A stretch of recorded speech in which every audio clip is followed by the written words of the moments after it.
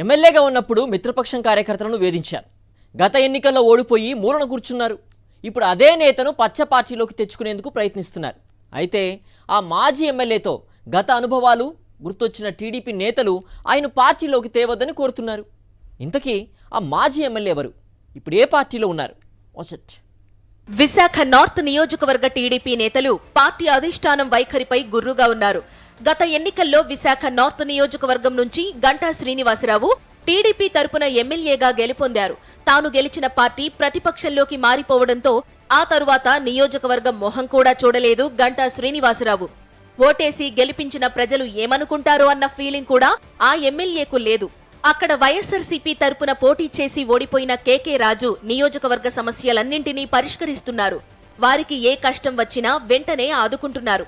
ఈసారి Visakha north segment లో గెలిచేది వైఎస్ఆర్ కాంగ్రెస్ అభ్యర్థి అని అందరికీ అర్థమైపోయింది.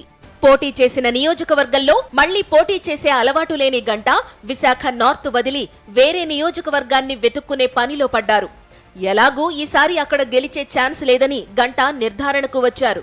ఇక నార్త్ లో టీడీపీకి మరో నేత ఎవరూ లేకపోవడంతో బీజేపీ రాష్ట్ర ఉపాధ్యక్షుడు విష్ణుకుమార్ రాజును పార్టీలోకి తీసుకుని పోటీ చేయించాలని చంద్రబాబు భావిస్తున్నారు. అయితే విషయం తెలుసుకున్న టీడీపీ నియోజకవర్గ నాయకులు చంద్రబాబు నిర్ణయాన్ని వ్యతిరేకిస్తున్నారు. విష్ణుకుమార్ రాజు టీడీపీ తరపున పోటీ చేస్తే సహకరించేది లేదని తేల్చి చెప్పారు. ఈ మేరకు నియోజకవర్గ ముఖ్య నేతలు అంతా సమావేశమై పార్టీ నిర్ణయాన్ని వ్యతిరేకించాలని తీర్మానించారు. 2014 ఎన్నికల్లో టీడీపీ బీజేపీ పొత్తులో భాగంగా విష్ణుకుమార్ రాజు పోటీ చేసి గెలిచారు. గెలిచిన తరువాత విష్ణుకుమార్ రాజు టీడీపీ కార్యకర్తలను వేధింపులకు గురి చేశారని, తప్పుడు కేసులు పెట్టించారనే ఆరోపణలున్నాయి. టీడీపీ నాయకులను వేధించిన విష్ణుకుమార్ రాజును ఇప్పుడు పార్టీలోకి ఎలా తీసుకువస్తారని అక్కడి వారు చంద్రబాబును ప్రశ్నిస్తున్నారు.